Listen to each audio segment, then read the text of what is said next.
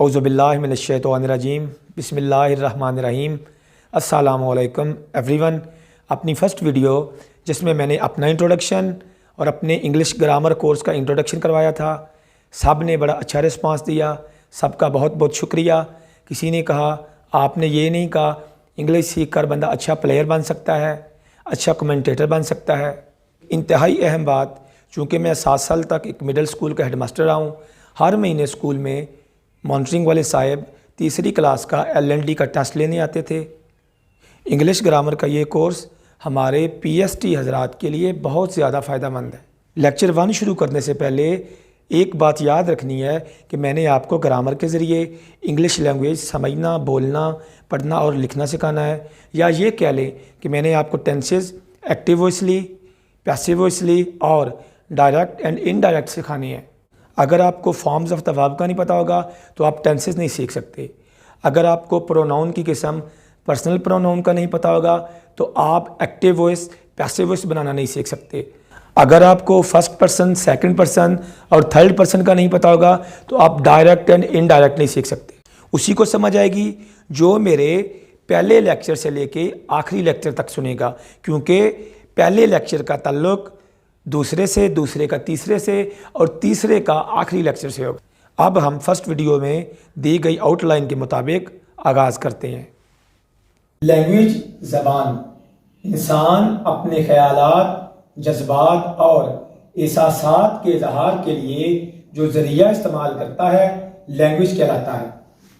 ہم جو بات بھی کرتے ہیں نا، پہلے ہمارے ذہن میں اس کا خیال پیدا ہوتا ہے، پھر زبان کے ذریعے اسے ہم ادا کر دیتے ہیں۔ مثلا مجھے کتاب پڑھنی ہے، اگر آپ ذرا غور کریں نا تو پہلے ہمارے ذہن میں یہ خیال پیدا ہوا ہے کہ مجھے کتاب پڑھنی ہے، پھر زبان کے ذریعے سے اسے بیان کر دیا گیا ہے۔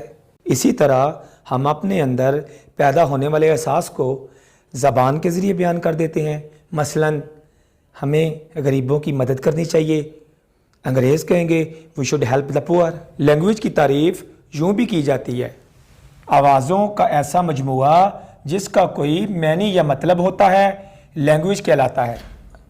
اگر ہم غور کریں تو لینگویج کیا ہے؟ لینگویج، زبان، ہمارے منہ سے نکلنے والی آوازیں ہیں۔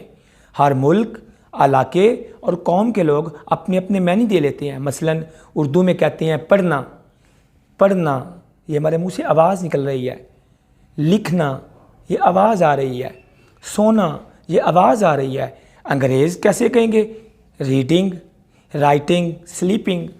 بعض اوقات ہم کہتے ہیں روٹی ووٹی کھا کے جانا۔ روٹی آواز کے معنی تو ہیں، لیکن ووٹی آواز کے معنی کوئی نہیں ہے۔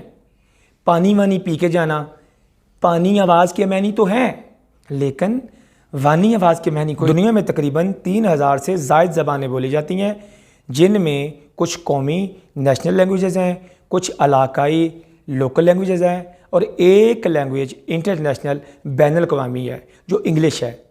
یہ دنیا کے 260 ملکوں میں آپس میں بولی جاتی ہے۔ انگلش لینگویج 450 AD 450 عیسوی میں انگلینڈ سے بولی جانی شروع ہوئی، جسے آج کل ہم UK کہتے ہیں۔ آپ دنیا میں جہاں کہیں بھی جائیں گے آپ کو انگلش سمجھنے اور بولنے والا کوئی نہ کوئی بندہ مل جائے۔ دنیا کی کسی بھی لینگویج کو سیکھنے کے 4 سٹیپس ہیں۔ نمبر 1 لسننگ، سننا یا سمجھنا۔ نمبر 2 سپیکنگ، بولنا۔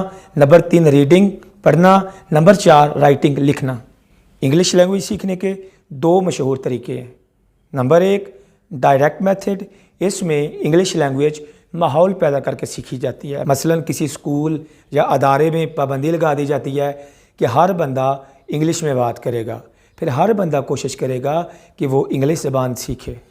انگلش زبان سیکھنے کا دوسرا طریقہ ٹرانسلیشن میتھڈ ہے، جسے گرامیٹیکل میتھڈ بھی کہتے ہیں۔ اس کے ذریعے ہم انگلش لینگویج کے رولز، لاز اور قواعد کو سیکھتے ہیں۔ میں آپ کو اس دوسرے طریقے ٹرانسلیشن میتھڈ یا گرامیٹیکل میتھڈ کے ذریعے انگلش لینگویج سکھاؤں گا۔ ایک انتہائی اہم بات آپ نے یاد رکھنی ہے کہ لینگویج کے رولز سائنس کے لاز کی طرح 100% نہیں ہوتے۔ ہو سکتا ہے ایک لینگویج کا رول کسی جگہ پہ نہ استعمال ہو۔ اگلے لیکچر میں آپ کو الفابیٹ کے بارے میں تفصیل سے بتاؤں گا کہ ان کی کتنی فارمز ہوتی ہیں، کتنی ٹائپس ہوتی ہیں، اور اس کے ساتھ میں آپ کو ساؤنڈز آف انگلش لینگویج کے بارے میں بتاؤں گا۔